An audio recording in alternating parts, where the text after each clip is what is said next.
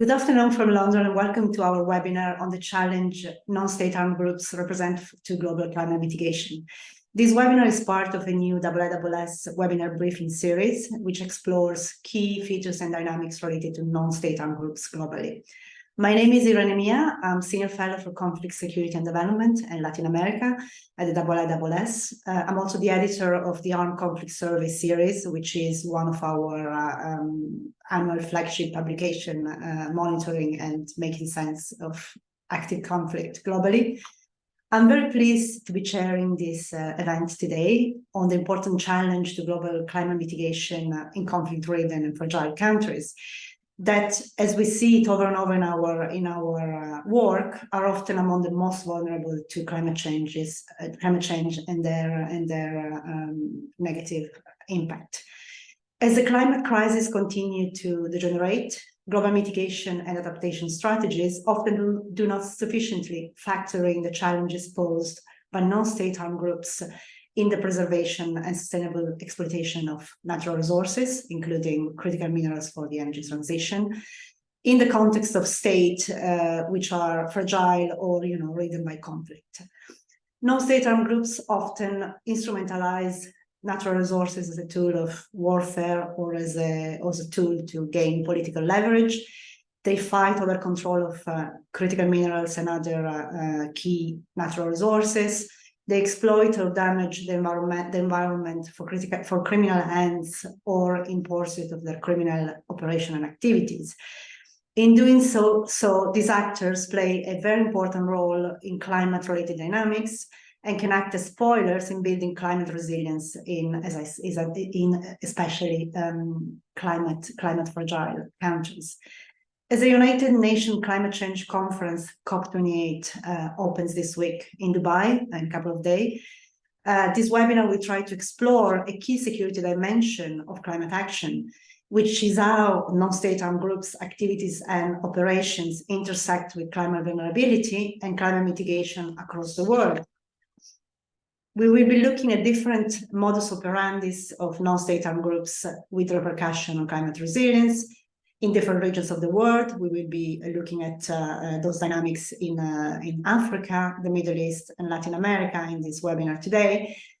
And together with our great panel of experts, we will also be discussing best practices and possible ways to address the challenge and engage this actor in finding solutions if possible and appropriate. It is quite a lot to cover in 1 hour, but we see this as part of an ongoing conversation we are very committed to on better understanding dynamics related to non-state armed groups, and also defining parameters for acceptable and effective interaction with some of those actors on some specific topics, including environmental preservation. We are looking forward to engaging with all of you and our speakers on this important topic, which is also be covered by our upcoming Armed Conflict Survey 2020-2023, which we will be launching on December 6th, next week, here in London, and also hybrid. Please stay tuned for that. I'm joined today by a fantastic panel of experts, which I will briefly introduce now in their order of remarks.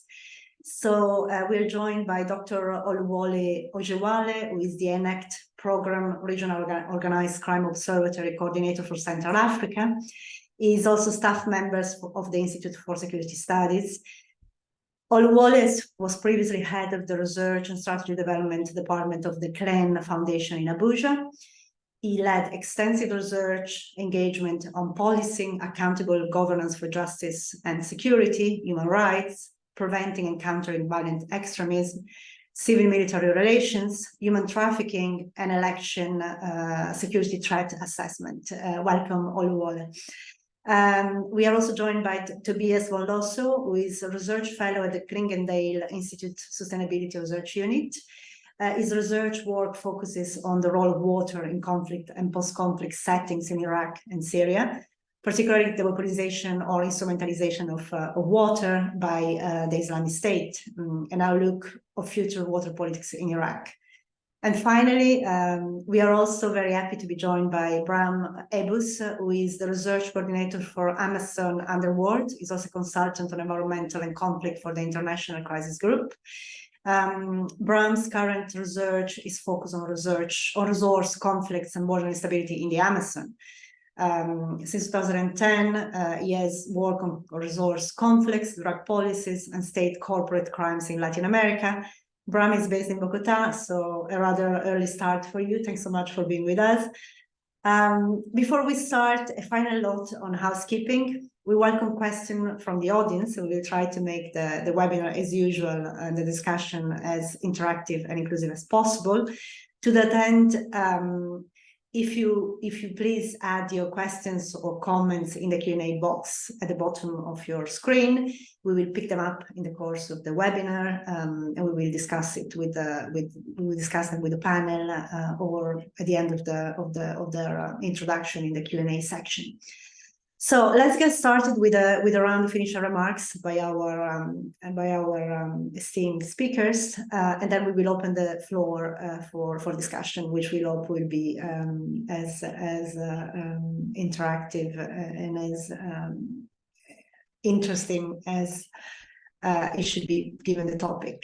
Oluwole, if I can start with you, could you give us an overview of non-state armed group related dynamics on illicit mining and other type of criminal activities in Africa and their impact on climate change, a topic that you have been working on and you're still working on quite a lot? Please, Oluwole, the floor is yours. Thank you so much, Irene, for having me for this very important conversation.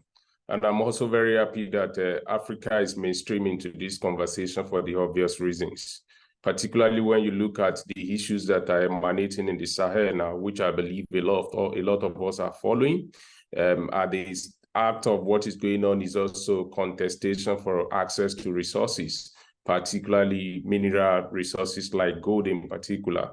And by extension, when you look at the Central Africa, which is the area that I focus on, this region is very, very strategic, particularly for the emerging conversation on climate change, climate security, or whatever it is called in the policy debates, for obvious reasons. After the Amazon, the next, which is very, very important to combating climate change, is the Congo Basin, which has a very strong capacity in terms of helping to retain carbon dioxide. And it is also in this context that we find a lot of armed groups that are competing with the states and challenging state authorities in particular. So I would say in terms of climate change, it has been a mutually reinforcing experience. When you look at the activities of the non-state armed groups and climate change itself, on one hand, we are seeing increasing demand for these particular strategic minerals. And I'm going to zero in on two, coltan and cobalt. Cobalt in particular, the Democratic Republic of Congo in Central Africa is considered to be endowed with about 60% of the global deposit of cobalt. And the implication of that is that as conversation is going on in terms of energy transition, car batteries, whatever you call it, there is also increasing demand for this resource in the Congo Republic. And the implication is that you have armed groups also participating in this illicit market. So that is how climate change is driving conversation and demand for alternative sources of energy, and then putting pressure on local demand. And in that sense, you have armed groups also participating in it. The second leg in terms of the mutually reinforcing experience that I narrated is a situation in which armed groups have now turned to other resources like timber in particular. For instance, in the Democratic Congo, it is valued and estimated that the timber deposit, the timber resources is valued at about $6.4 trillion according to the World Bank 2022 report. The implication of that is the armed groups are also taking advantage of these in terrorism financing. And as illegal logging is going on in the region, the implication of that is that the resource is being diminished on a daily basis. And this is the only thing that we're counting on in combating climate change, as there's advocacy for replanting of tree, modest reforestation, and all the conversations that are going on. So in terms of climate change, and correlating that with the activities of the armed groups, it has been mutually reinforcing in that regard. I'm going to anchor on what is happening in the Sahel now. As you have seen, military coup taking over in most of these countries. And the explanations that the junta are also offering is that they want to take charge of their resources, but they've not demonstrated sufficient security capability to do that, because the armed groups have taken over those resources in Mali and in Burkina Faso and Niger in particular. And as this is going on, there are also emerging scientific evidence to show how these are also contributing to CO2 emission into the atmosphere. There is also the conversation around what government ought to be doing in terms of stamping state authority, but government is not able to do that. So these forces put together, I think they have acted and they are acting as accelerator of climate change, particularly in our context in Africa. So let me stop on that, and then I'll be able to say more when we get to the interactive session. Thank you so much. Thanks, Oluwole. That was really a real comprehensive tour of all the I would say, as you say. Yes, they are mutually reinforcing. Yes, exactly. Yeah, I was thinking about the word the circle, the vicious circle between the two issues. Thanks so much. It was a great and very concise presentation. If I can move now to Tobias and see whether you can share your insight on the dynamics of instrumentalization of natural resources, especially water, and how that interacts also with state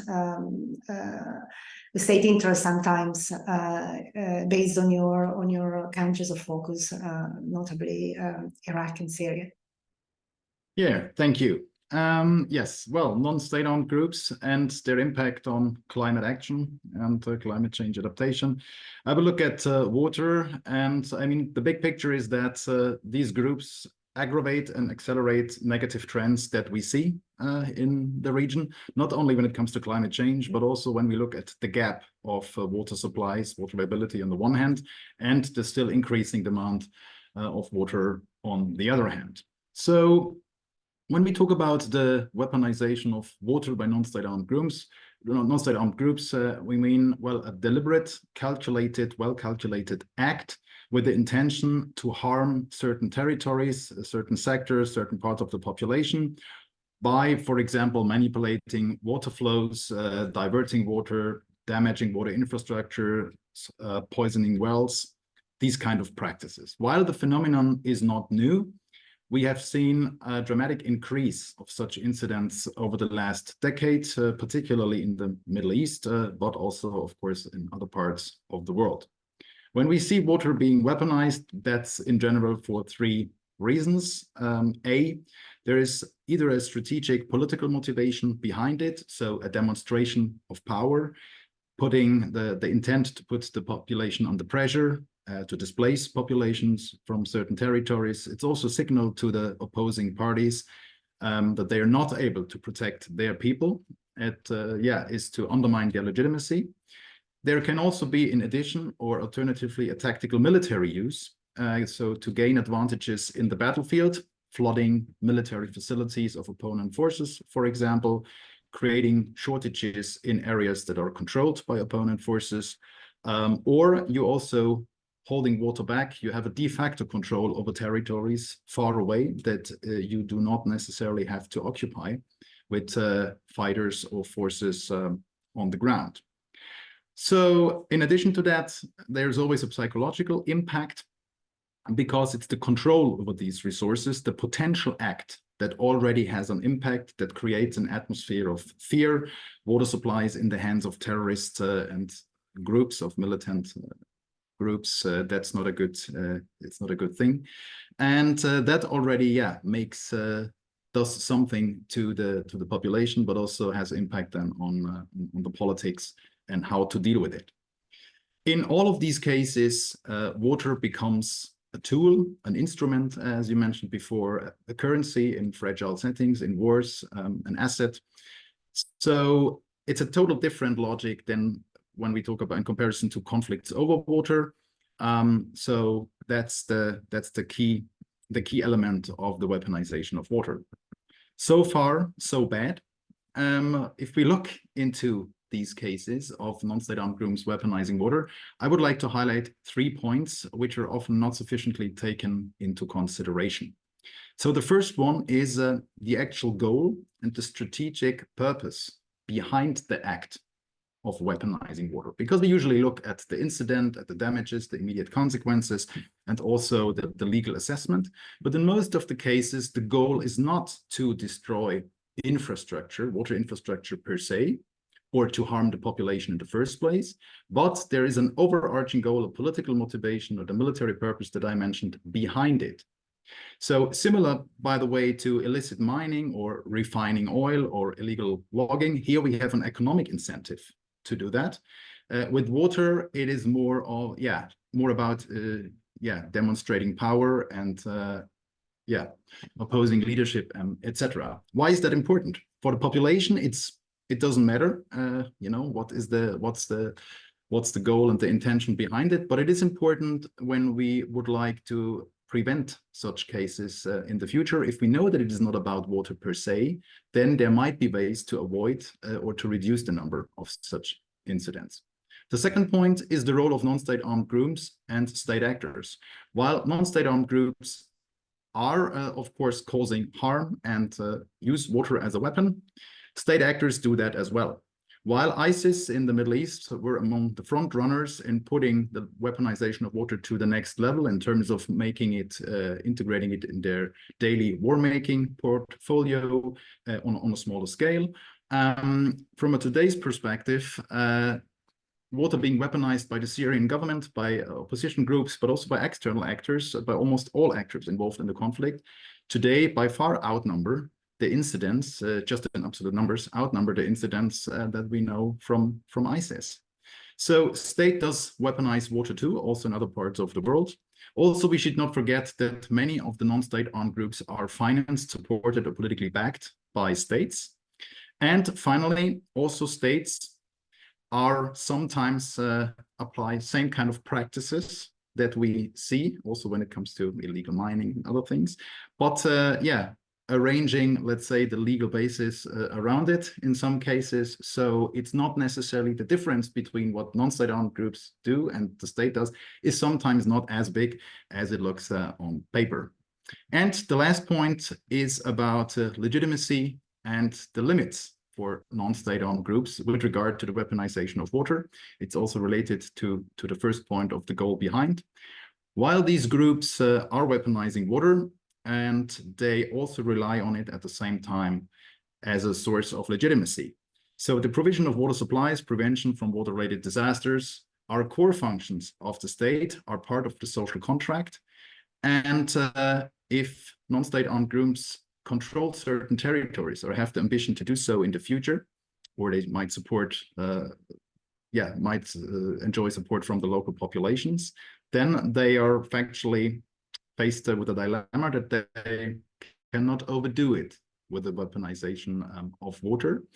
And so that was also the case, for instance, with ISIS. While they weaponized water at a lower level almost on a daily basis, the big apocalyptic destruction of a dam did not happen, as we saw it with, for instance, the UNESCO World Heritage sites that were blown up, etc.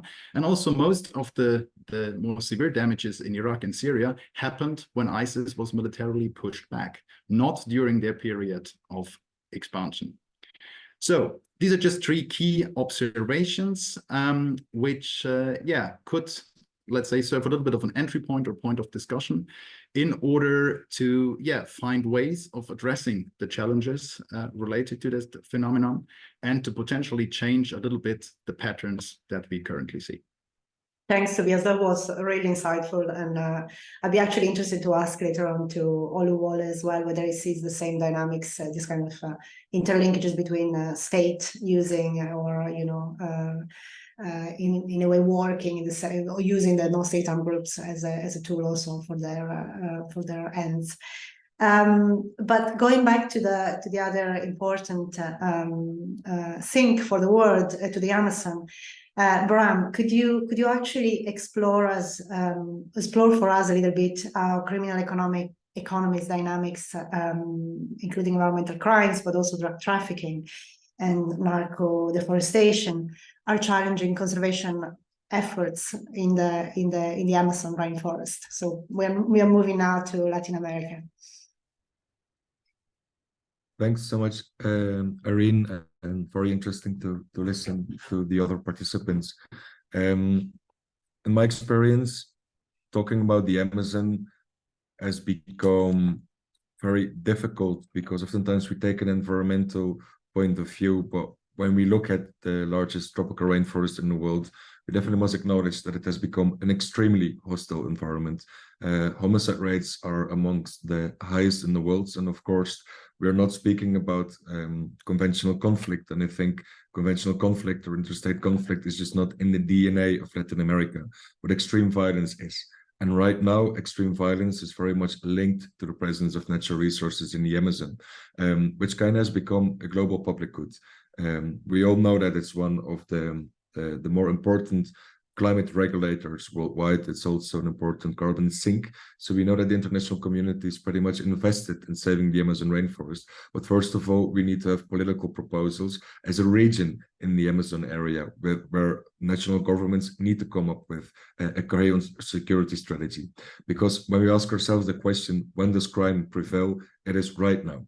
Crime prevails when criminal governance is more dominant than state governance. We see that non-state armed groups started to operate across country borders or implementing their own set of rules.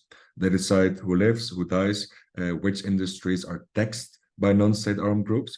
There are even community manuals about behavior rules, like, for example, curfews at night, restrictions in areas where people cannot go because these are drug trafficking corridors or production areas, for example, for coca crops, the main ingredient of cocaine.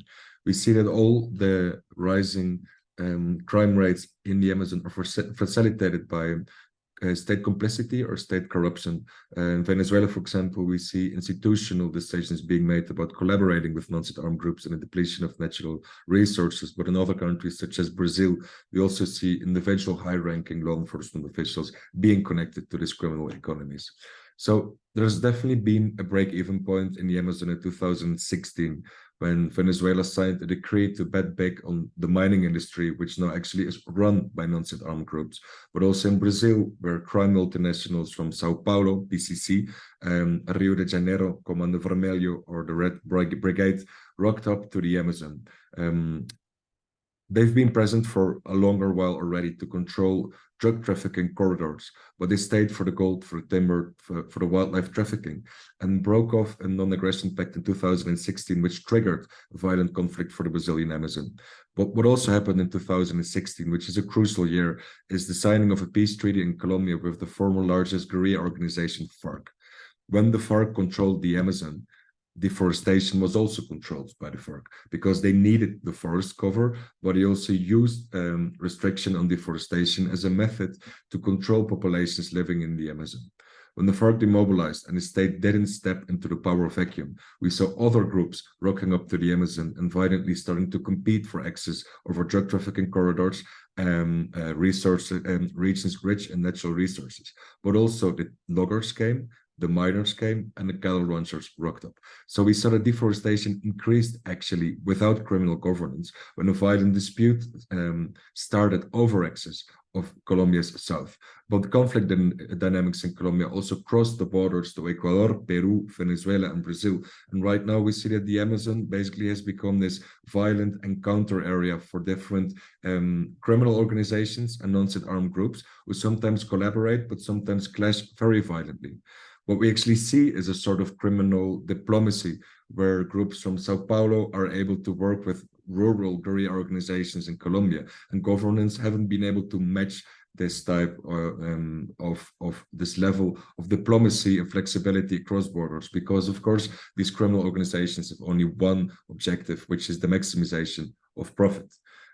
So we think it's very important that the region needs to start to work as a collective, not only to come up with a security strategy, but also how to curb the rising violence, and that is also targeting the Amazon's most important defenders, which are indigenous communities, who provingly, according to UN studies, are the best forest guardians. Where we have indigenous territories with collective land rights, we see less deforestation. So it is very important that authorities also learn to see indigenous populations as allies in the fight against deforestation instead of enemies, because oftentimes there's a very high level of alienation, even stigmatization of criminalization of indigenous populations. So we think that cooperation is key in the Amazon. If there is a coherent strategy for forest protection, we know that the international community can come up with funding for Amazon initiatives. So first of all, states need to work better together when it comes to law enforcement, sharing intelligence, maybe joint missions in border areas in the Amazon region. But an overly militarized response would only cause more tensions within the Amazon. So we definitely think that non-military state agencies need to be involved, but also civil society groups and local communities need to be involved in whatever security strategy is being drawn up as we speak. Then also thinking of the words of Dr. Oluwole Ojewale, there is criminal convergence. One illegal economy cannot be seen detached of legal economies and state interference. We see that the profits of cocaine trafficking are reinvested in illegal gold mining, because gold has no DNA like a diamond to track and trace easily. So drug profits are reinvested in illegal gold mining, and both economies have an environmental footprint, but are not the main drivers of deforestation, which are legal economies such as cattle ranching or industrial agriculture. So we see that the profits of drug trafficking are laundered into gold mining, but also reinvested in agriculture and cattle ranching, and therewith the money generated by the illicit economy, deforestation is also driven. So this was my introduction, and I'll be happy to take any questions from the public or from the other panelists. Thanks, Bram. That was really interesting. And this idea you mentioned, obviously, of the importance of cooperation, but also coordination with different type of actors as well across the regions. It's very important, because, as we know, all those problems are transnational, right? I mean, those groups are also transnational, so the approach and the response should be transnational as well. It's also very interesting what you mentioned about the convergence of different types of crime, and also convergence of illicit and licit economies, right? Which is what makes things, I think, even more complex. Before, I had a couple of questions to ask to all of you, but I just wanted to go back a little bit to Oluwole very quickly, to ask him two things very quickly, given also you gave your remarks are very short.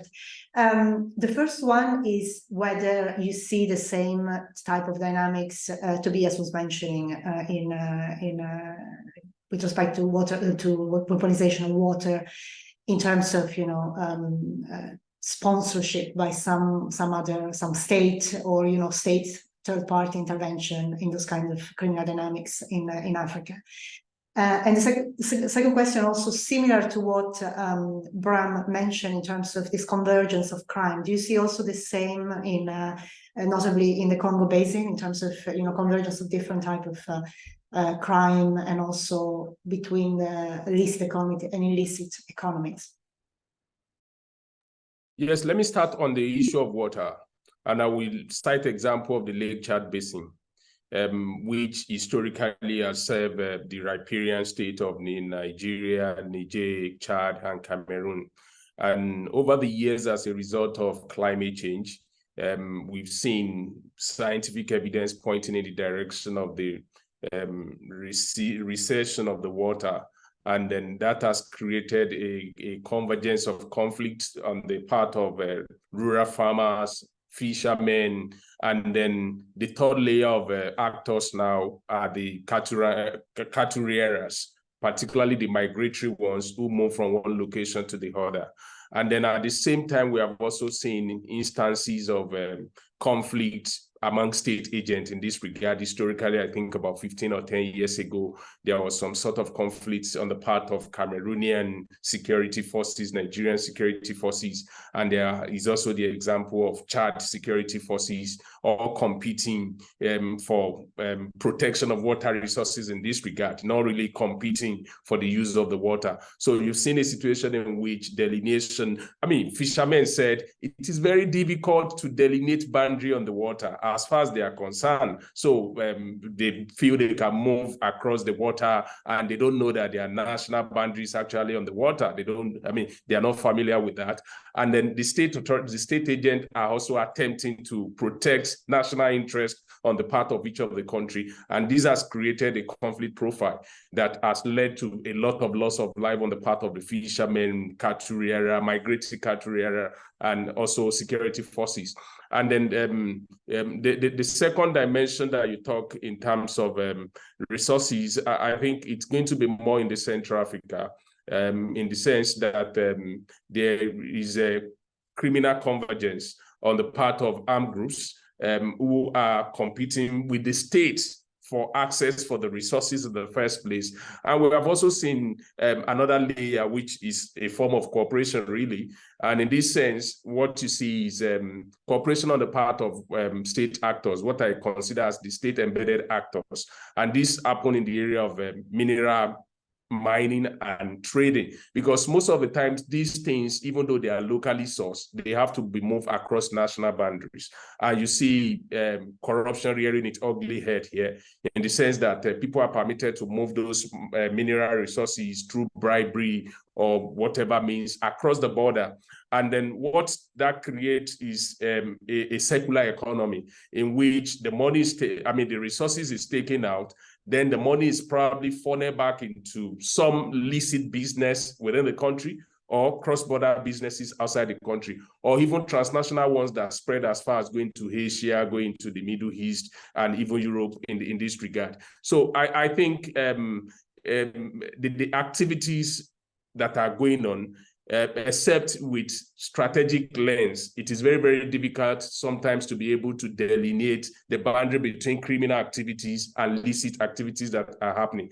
And the third layer that I must mention, which I think I've not mentioned before, which the way I see climate change actually playing out in Africa context, particularly with the migratory cattle area, is the fact that climate change has actually become accelerator and is also displacing people from their natural trade, which they have been known for transhumans for many centuries.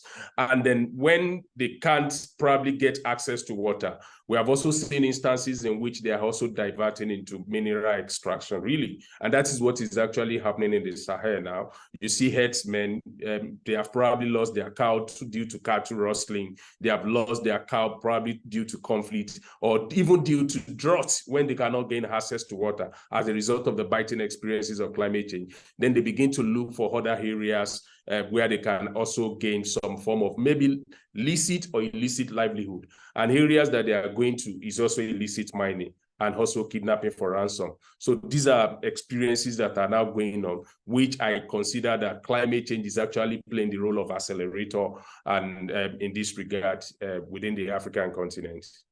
Thanks, Oluwole. That was really, really clear and very concerning. So I just have a general question for all of you, which I see is actually mirrored by some of the questions we have in the Q&A question. And it's really, is there any solution or best practices which we have seen implemented or proposed in any country, or by other actors in the region that could be maybe replicated and could lead to some progress? Is there anything you can think of, or is all just gloom and doom? Maybe we start in the reverse order, so we start with Bram, Tobias, and then Oluwole.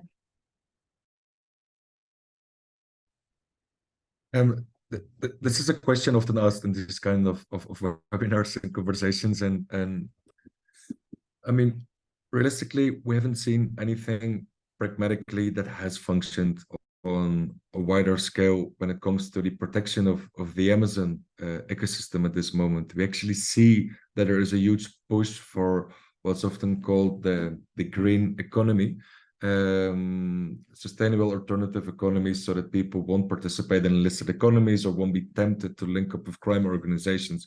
But what we actually see, because we conducted research in the Amazon in 6 countries, we looked into the presence of crime groups and non-state armed groups in 348 municipalities, and 70% comes with the presence of large-scale organized crime.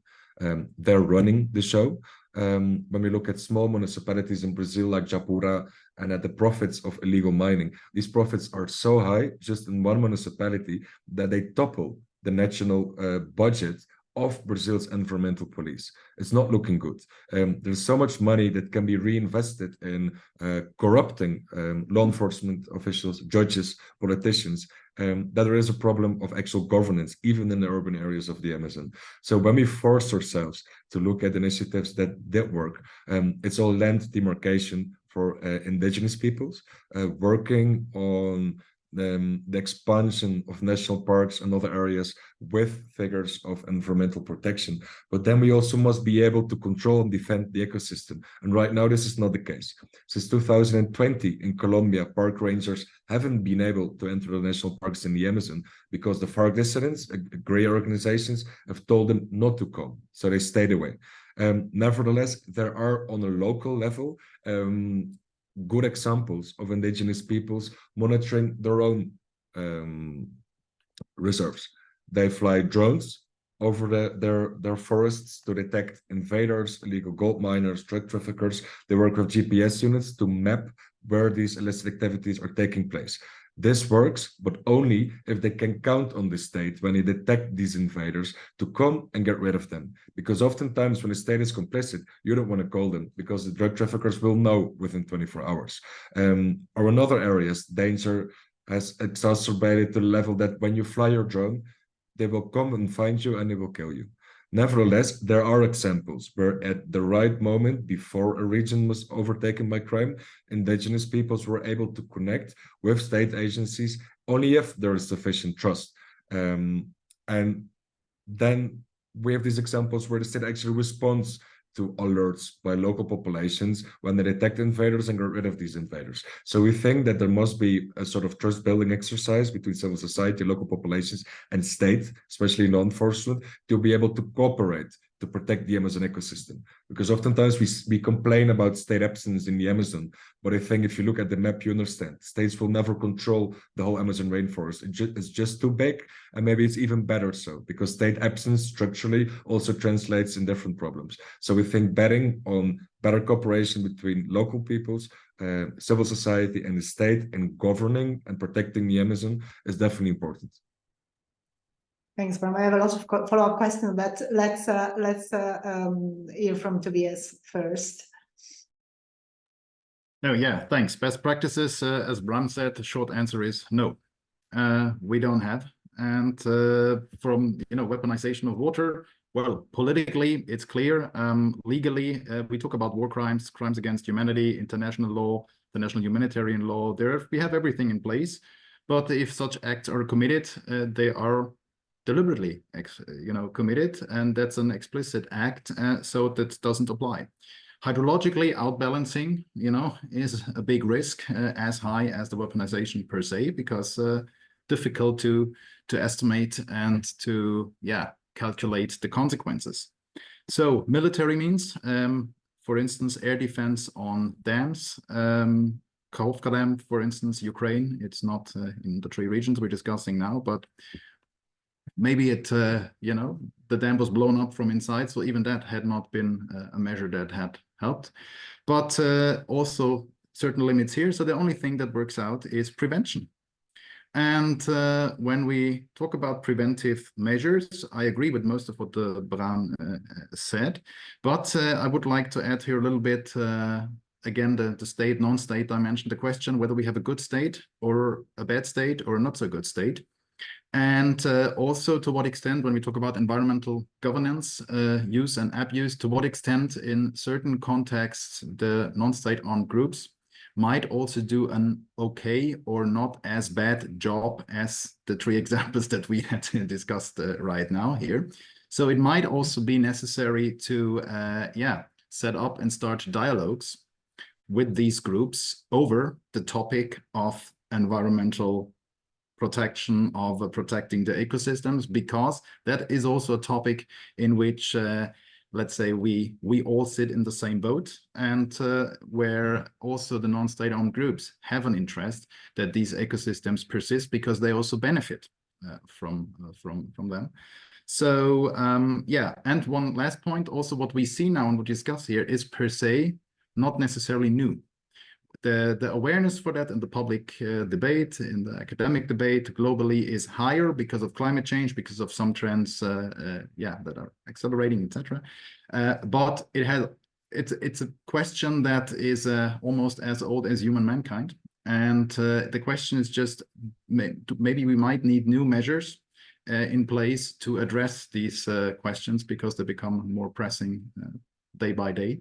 And yeah, in the end of the day, I would say that dialogues and prevention and deals that you do with opponent forces in which you agree to not do this or that.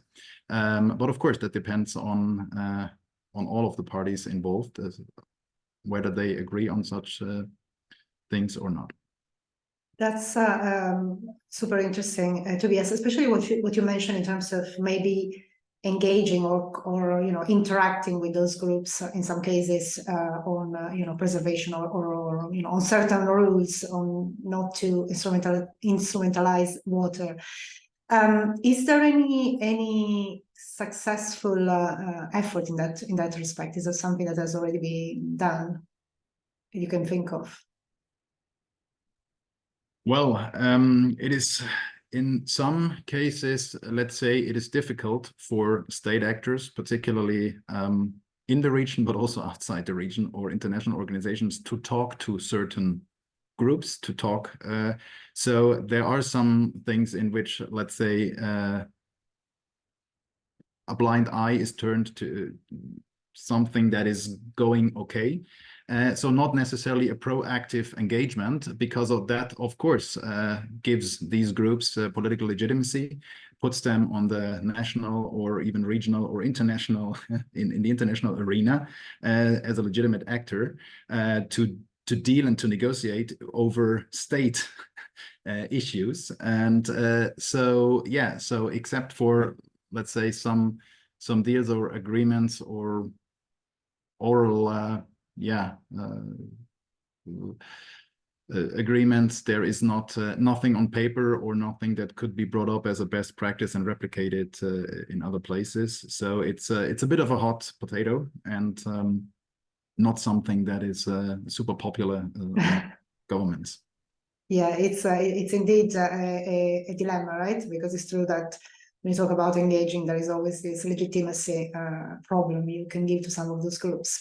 But it is true that, as Bram was mentioning, some of those groups are now state in their own, right? They have the reach and power and resources and governance that the state would have. So I think it's important really to try and see parameters. Maybe with some groups we can discuss, on some topics we can discuss.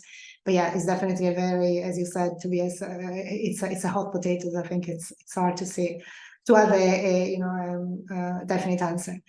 Oluwole?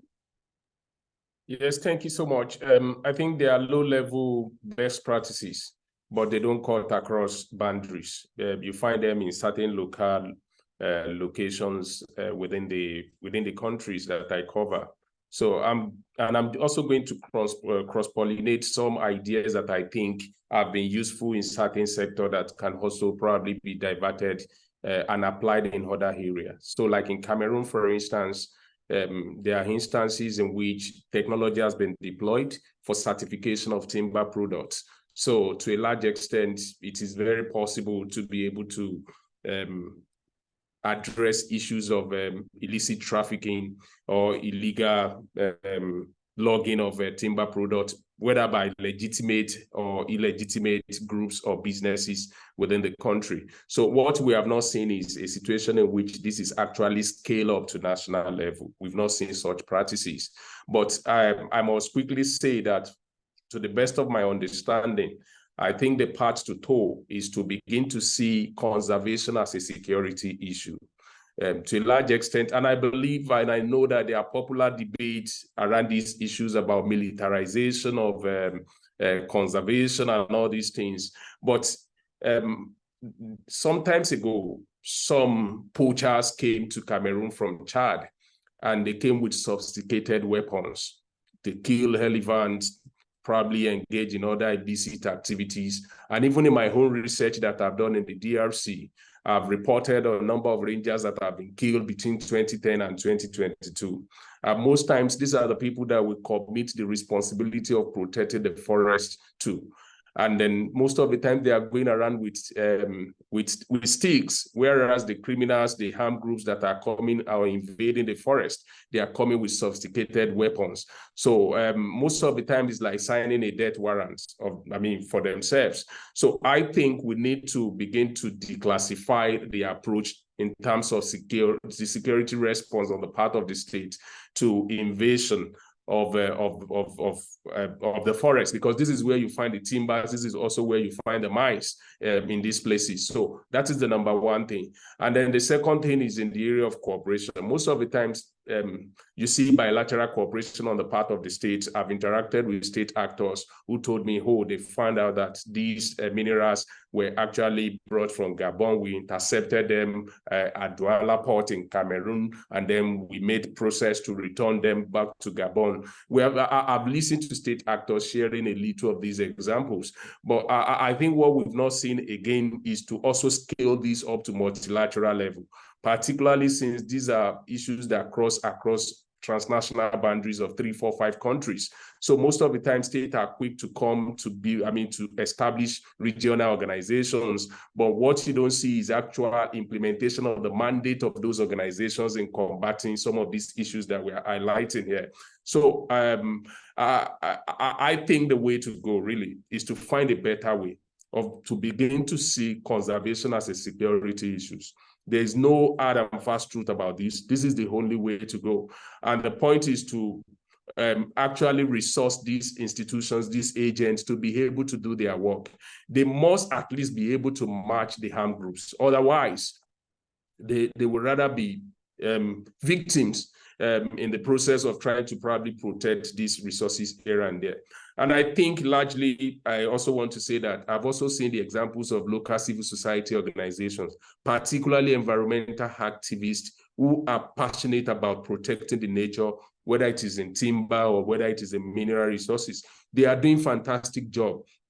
But what we have not seen is getting sufficient international support to be able to support the work that they do, because most of them also come at crossfire with whether persecution on the part of the state or persecution on the part of the harm groups. So their activities need to be escalated to global audience, particularly in the area of protection, in the area of building their capacity, because most of the times, a lot of them are only talking about, they are talking with passion.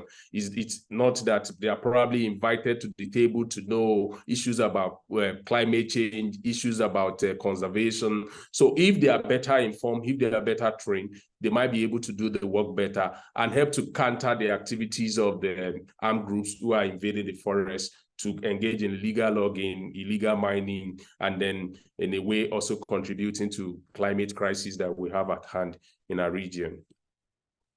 Thanks. All very good points. I have a final question for all of you to round up, but I just wanted to look at some of the questions in the Q&A box.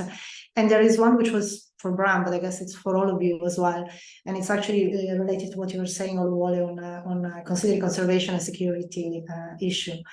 Of course, it is a security issue, but what is the right balance between obviously a military approach or a hardline approach and other policies which needs to be part of of the solution, given that it's a really a multidimensional problem, right? We have socioeconomic underlying conditions, so you need to create opportunity. You have institutional shortcoming, which you have mentioned. So what would be the right balance, I guess, in the Amazon between the militarization of the answer and those other approaches in a potentially more successful approach? And I guess also if the other speakers want to chip in for the region.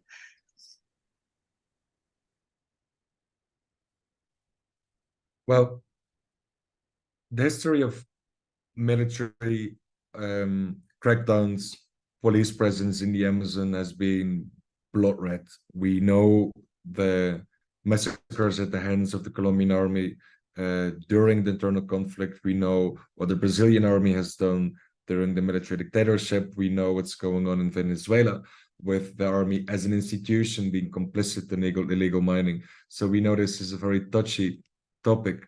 Nevertheless, there needs to be a role for law enforcement and the military, because we're speaking about regional and local conflict situations. Nevertheless, anti-corruption measures are very important, and we don't see that governments are prioritizing countering corruption in the Amazon regions. When governments aim at counter-corruption strategies, it's always aimed at the urban, the institutional, the within the offices, but not aimed at the abuses at the hands of law enforcement officials in the field, which is very important.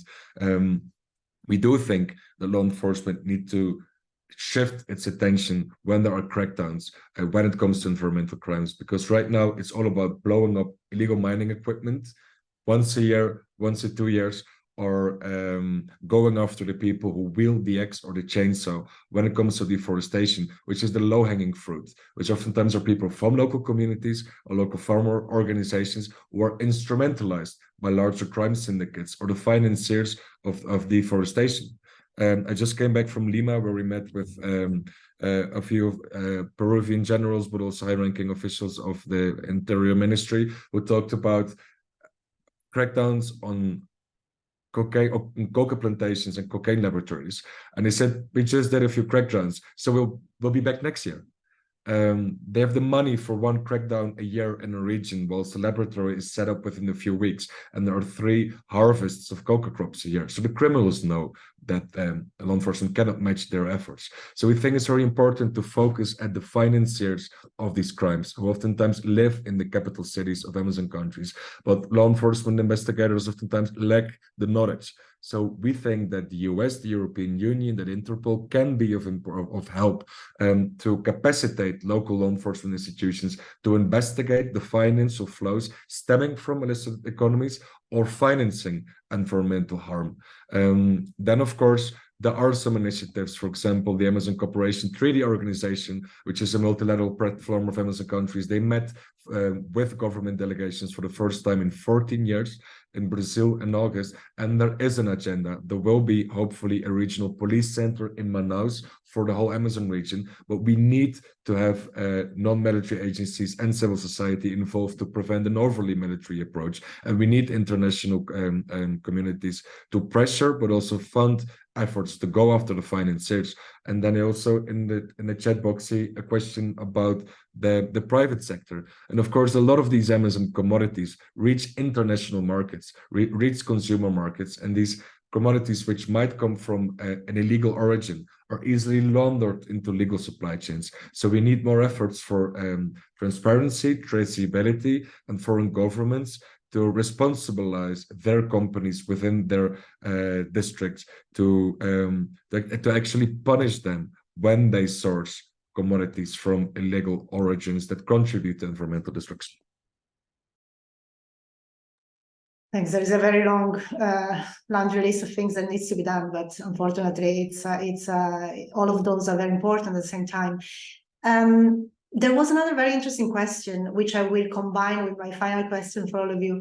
The economic incentives, no? Some of those, as Tobias mentioned, some of the, not for water, but for the rest of the you know, be it environmental crime or drug economy, there are always kind of economic incentive.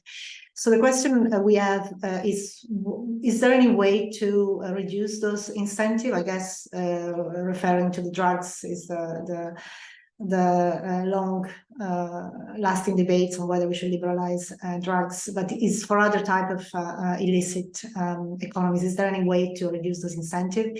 And connected to that, and I will leave it, given that we have COP starting, so I think it's important to look at what the global community should do and where we should require global support. And I think that Bram already mentioned what the Amazon could do in terms of external support.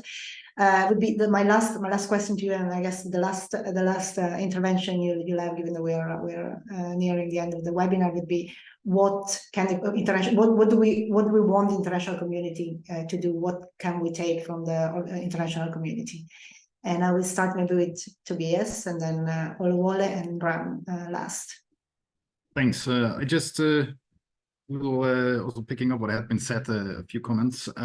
So I think that the securitization debate, yes or no, I think the most important step is that we overcome this debate now. If you read papers, articles 25 years back, we have the same debate today. We can all agree, and I think both sides in the debate need to move a little bit. We can agree there is a strong security component, and in some cases it is a security topic. It's also not securitized from outside because we see security phenomena going on. And it's also important always to have different perspectives in it. In a wider understanding of security in terms of human security, we have that in. We can combine that, and if we have this, if we start from there, then we can we can ask the right questions and think about the right approaches. So also the question on the legalization of certain drugs, what can be done to reduce the profits, etc. Well, I think it's also important here that we provide educational, economic perspectives for the people and on the ground, for the local population, because sometimes they join these groups for their own individual economic purposes, because in some areas they hardly find a job or any kind of government support, etc., to live the life that they would like to live. And also coming back to what Oluwole said in the first place, so this is also about the competition between the state and non-state armed groups. So if the state performs better, or other institutions perform better and make attractive offers, then maybe these non-state armed groups have a bit more problems when it comes to recruitment of fellow fighters, etc. And one comment also on the transparency and the transparency and the private sector. I think in the end of the day, also the consumer, the classic old argument that the consumer also has a certain power, that's us. We have today certified certain products that are certified when it comes to timber, when it comes to certain standards in agriculture and labor, etc. There's still deficits, they're not perfect, but it's a starting point, and that could be taken a bit more serious, I think, by the consumers. What can we expect from the international community? Well, I think it's a very, very big question and very, very tricky, because what we just saw also in the last hour, in the end of the day, the local contexts and the specific background of certain conflicts and logics they differ. And I think we cannot expect another local framework for protecting the environment that includes non-state armed groups, states, the private sector, etc. So I think, to focus on the different local settings, and then to go all in with different perspectives to get the population on board, to also, as I said before, ask the right questions. I think that's a starting point we should invest a little bit more in, and then hopefully in order to get at a certain point also the right answers. Thanks, Tobias. Oluwole? Yes, time is gone, and at the risk of sounding jealous, I think for me, I would say what I want to, in terms of international support, particularly for the Congo Basin, is more multilateral funding. A lot goes into the Amazon, and then a lot also goes into Asia, particularly Indonesia, protecting forest there. That's why I said at the risk of sounding jealous of what probably Bram and all other advocates are enjoying in the Amazon. I want more funding. I think we need to canvass for more funding support to protect the Congo Basin here. And then the last thing, which is very, very important, is that whether for the minerals or for the timber or any other resource within the region, it's very, very important that the traceability and the certification process are locally driven, not people sitting in Brussels, people sitting in London, people sitting in Washington, just ticking the boxes, whereas they can't fix it the feed to actually see what is done there. So I think we need to change that approach, recalibrate that approach, and the state must also buy into that, not leaving it in the hand of the international non-profit organizations alone and local civil society organizations. The state must come up with legislative support, policy support to actually drive certification and traceability of these minerals. Thank you so much. That was really well put, Oluwole. Bram, your the last famous word? Really quickly, I think in general the costs of crime are too low. I mean, there are no consequences throughout most parts of the supply chain, and if there's pressure on supply chains, is always on the lower echelons, which is cheap manual labor, which is very replaceable. We think for those people there needs to be economic alternatives. There's a lot of talk about these standing forest economies, and it's very important that governments also work with training for local populations about how can you conserve forests and also have an economic activity within the Amazon rainforest without catalyzing damage and harm, because it is possible, but there needs to be a market for these standing forest products, and right now no one is really working on that. So we think that the cost of crime, it needs to be increased so that the rational calculation, do you participate or not, becomes a bit more difficult, because right now it's an easy decision. I would do the same as most of the criminals if I would be in there standing in their shoes. And then of course we need the international community as well to work together with supporting local populations and finding viable alternatives.